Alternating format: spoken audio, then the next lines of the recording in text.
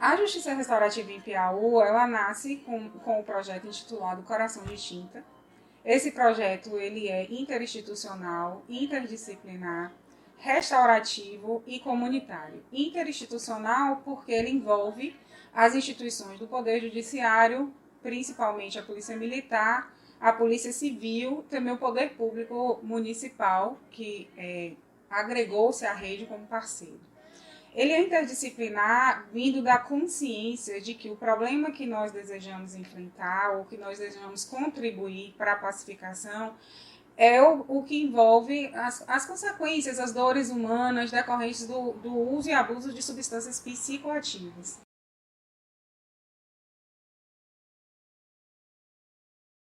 Então, a rede de justiça restaurativa e comunitária, ela dialoga tanto com o direito quanto com a psicologia, a assistência social, a enfermagem, a terapia ocupacional, todas essas outras áreas das ciências, e por isso ele é considerado também interdisciplinar.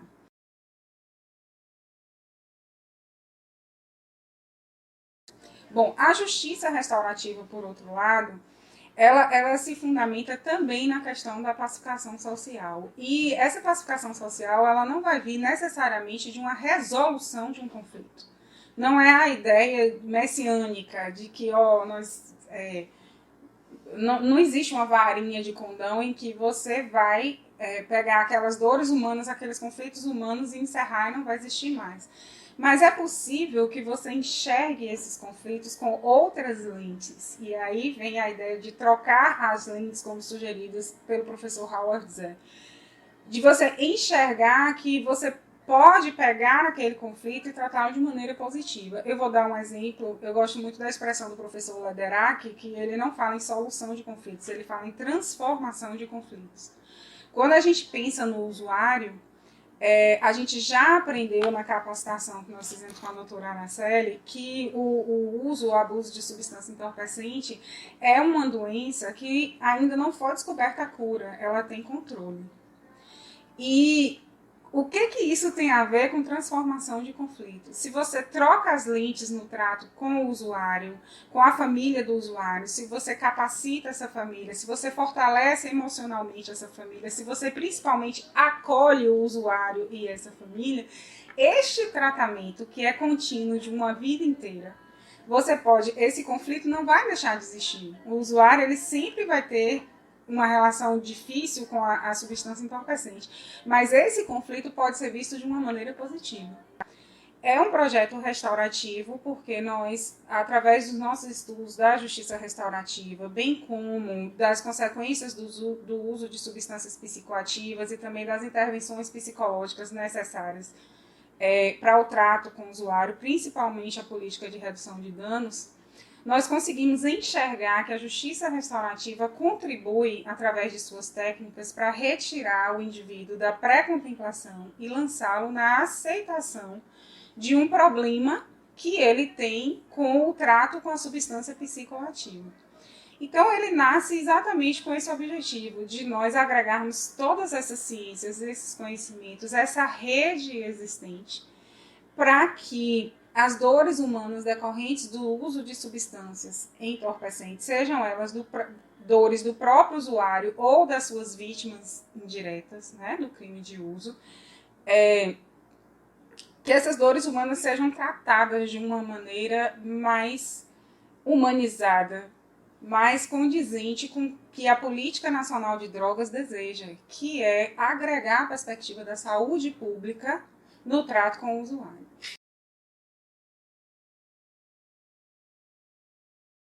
Bom, a justiça comunitária, toda a parte do projeto de justiça comunitária, ela é inspirada na obra da doutora Glaucia Foley, do Tribunal de Justiça do Distrito Federal, e é fundamentada em 3 pilares também, que é a educação para os direitos, a multiplicação de facilitadores e a formação de rede. Nada mais é a justiça comunitária do que a aplicação de técnicas de justiça restaurativa na comunidade, pela comunidade e para a comunidade. E também a gente pode pensar na justiça comunitária não só com as técnicas de justiça restaurativa, os círculos de construção de paz, oficinas de parentalidade, comunicação não violenta, até a própria constelação familiar, que é um movimento irmão, mas a gente pode ampliar esse conceito de justiça restaurativa para a questão do tratamento terapêutico também, que é inclusive das visões onde nós desejamos chegar, que não será desenvolvido pelo Poder Judiciário, mas nós estamos formando uma rede em comunicação com a comunidade que são profissionais voluntários e que vão proporcionar o tratamento. Mas são profissionais que desde já estão sendo treinados nas técnicas de justiça restaurativa para que eles possam entender o que dessas técnicas pode ser aproveitado no tratamento do usuário. Então, ele nasce, a justiça comunitária é isso, é a pacificação social, porque justiça é isso, justiça é pacificação social, ela tem que ser diferenciada do processo. Então, a justiça comunitária é uma justiça exercida pela própria comunidade. No nosso caso específico, a parte da justiça comunitária, ela está sendo capitaneada pela doutora Araceli, que é uma psicóloga, tem uma larga experiência no trato com o usuário de drogas, e ela montou um tratamento em 12 sessões e nós capacitamos 5, já animamos, incluímos na rede 5 psicólogas voluntárias que vão ficar responsáveis pelo atendimento dos usuários que aceitarem, a partir da pena de advertência aplicada no juizado, se tratar em meio aberto. Não só as psicólogas, tem também as assistentes sociais, os enfermeiros.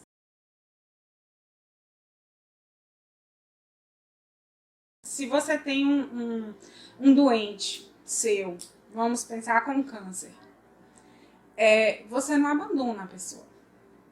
Quando ela definha, você busca várias formas de tratamento, transplante, etc. Quando você tem certeza de que o câncer já está tomando o corpo todo, é a hora que você se aproxima mais.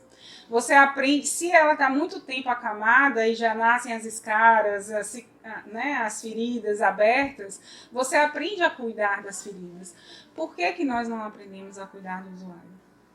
Né? Então, o nosso projeto, ele vem com essa perspectiva de tanto através de círculos de construção de paz, que sejam facilitados, por exemplo, por enfermeiros, até por médicos que queiram agregar o projeto ou não, como facilitador, de se fazer um círculo de diálogo em que essas famílias sejam capacitadas a lidar com o usuário, ou simplesmente para que elas compreendam que todas elas se circundam do mesmo problema, que elas não são especificamente, que aquilo só acontece com elas, ou que elas vivam aquela solidão, e a justiça restaurativa ela vem com isso. Por outro lado, também, quando a gente agrega ao projeto a constelação familiar, existe a possibilidade de você agregar ao usuário a ampliação de consciência. A constelação ela tem essa força de ampliar a consciência do usuário e pelo menos eu entendo dos estudos que nós fizemos e inclusive das práticas do que nós já aplicamos, que a constelação ela é a técnica mais poderosa para retirar o usuário da pré-contemplação e lançá-lo na aceitação, né? Daquela situação que faz com que ele tenha uma relação perigosa com a substância psicoativa.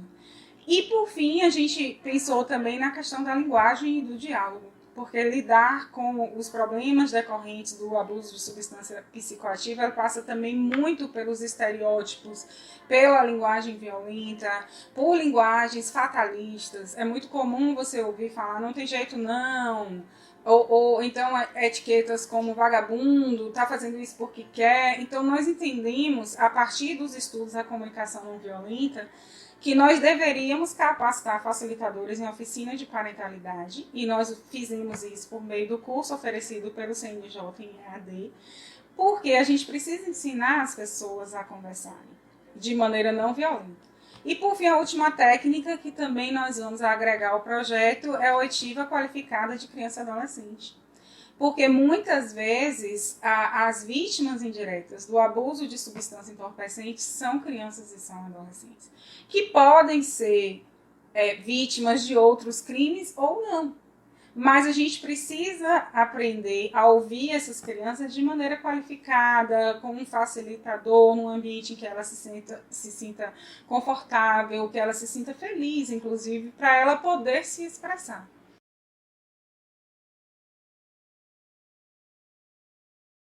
Eu me sentia fazendo uma ficção jurídica quando eu aplicava a pena de advertência. Claro que a gente não fazia nesses termos, mas a impressão que eu tinha era de dizer ao usuário assim, menino, não usa droga não que é feio.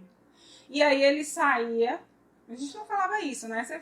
O juiz ele fala, não, você não deve usar, você já está inserido no sistema criminal, você dos próximos 5 anos não tem o direito ao mesmo benefício, que é a pena de, né, a aceitação da proposta de advertência como transação penal, você já fica visto conhecido das autoridades policiais, né, dos policiais. Mas, normalmente, o usuário, ele ouvia por uma questão de respeito, e principalmente porque existiam policiais armados, né, dentro da sala onde a gente aplicava a pena, e aí ele saía. Isso ficava absolutamente esvaziado.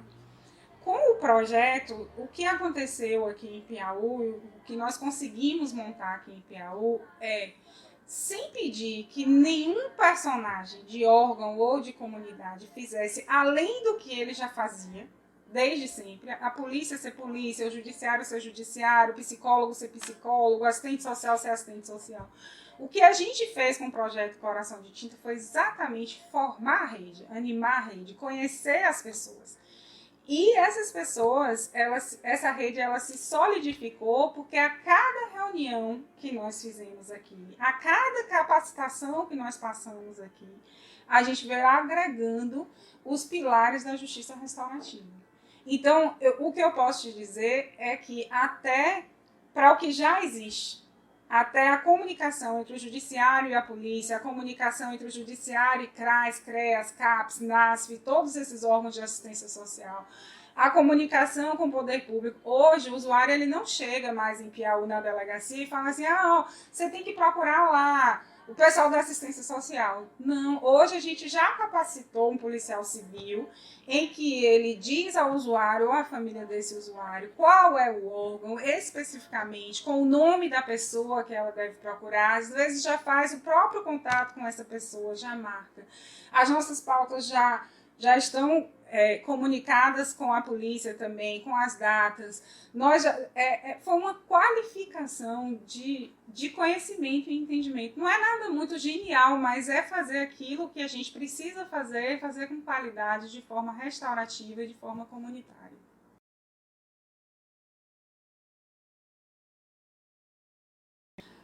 Olha, como eu te falei, a feliz descoberta que nós tivemos no nosso projeto é que cada instituição continua fazendo o que ela é chamada para fazer.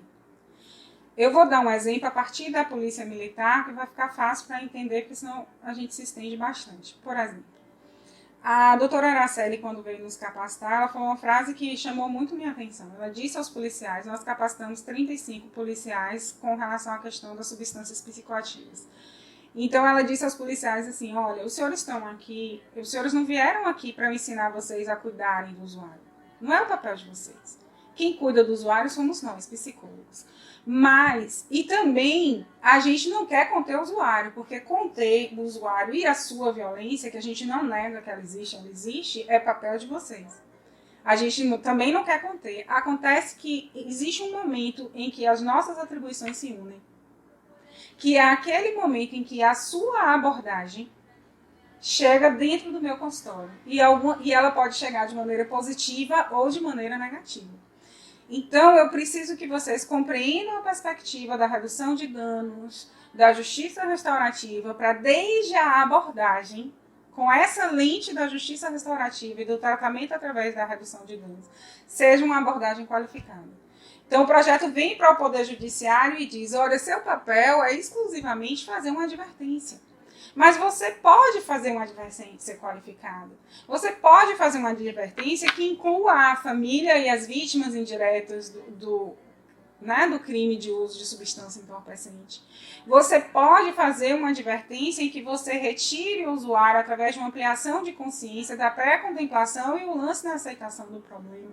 Então, a gente fez agregar. Então, eu, juíza, continuo fazendo o que eu sempre faço, a advertência, só que agora com a ajuda dos facilitadores em justiça restaurativa. A Polícia Civil hoje, a gente detectou, por exemplo, durante as nossas capacitações, que algumas vezes eles registravam TCOs de ameaça porque não conseguiam pegar a substância entorpecente com o usuário no momento em que a mãe chegava lá reclamando. E quando o usuário chegava aqui, ele falava assim, mas eu não ameacei, e de fato ele não ameaçou. A partir da capacitação e do nosso projeto, os policiais civis eles já entenderam que, independente da materialidade delitiva, eles podem lavrar o TCO, informando o uso de substância, porque a materialidade delitiva é uma questão de prova. E se o usuário, através das técnicas, aceitar a advertência e ser encaminhado, eu não entro em discussão de materialidade e autoria. Mas desde lá do início, ele já é visto pelas forças policiais como uma questão de saúde, não necessariamente uma questão de segurança.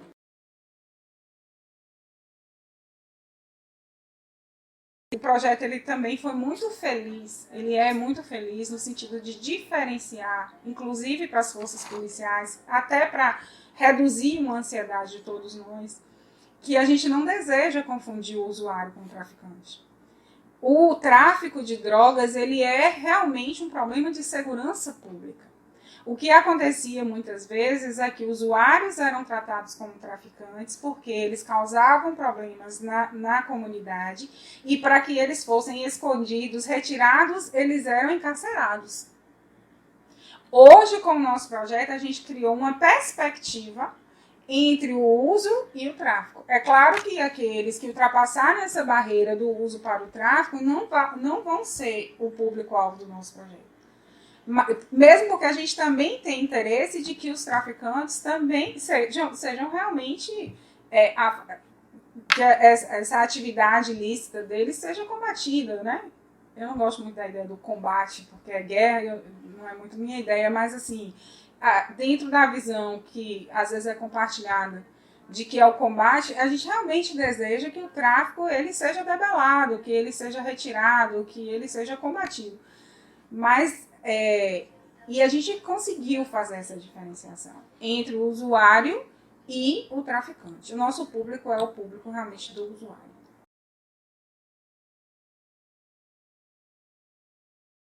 A nossa crença de agregar as instituições, né, Polícia Civil, Polícia Militar ao projeto e exercer esse diálogo qualificado interinstitucional, ele vem inspirado no pioneirismo da desembargadora Joanice. Foi a partir de uma capacitação da Unicorp, da integração da polícia com a justiça, né, da segurança pública com a justiça restaurativa, foi o pontapé inicial de inspiração para nós, da elaboração desse projeto. E o que nós fizemos aqui em Piauí demonstra que realmente é possível esse diálogo e que ela sempre esteve certa em acreditar nisso. E o último ponto que eu gostaria de salientar, bastante importante também, foi o apoio institucional que nós recebemos, principalmente via Unicorp, que todas as nossas capacitações, a maioria delas, sempre todas, né, que nós fizemos aqui, nós já temos umas 3 capacitações de toda a rede, foram promovidas pela Unicorp, que uma vez de posse dos nossos projetos entenderam a necessidade. Então nós tivemos aqui a doutora Araceli capacitando a rede, a doutora Fausta capacitando a rede também. Para além disso, a gente teve um workshop com o Dr. Sam Storch, que também contou com a presença, né, de uma pessoa representando a Unicorp e o Núcleo de Justiça Restaurativa de 2º grau. E, além disso, a gente capacitou os nossos facilitadores pelo Instituto Unitsam, da Justiça Restaurativa, a Terra de Homens, que capacitou também círculos de construção de paz, além da doutora Fausta, a gente tem. E todos os nossos facilitadores, a gente tem pelo menos um representante do Poder Judiciário e um representante da Polícia Militar. E em algumas técnicas, a gente já tem a rede toda qualificada.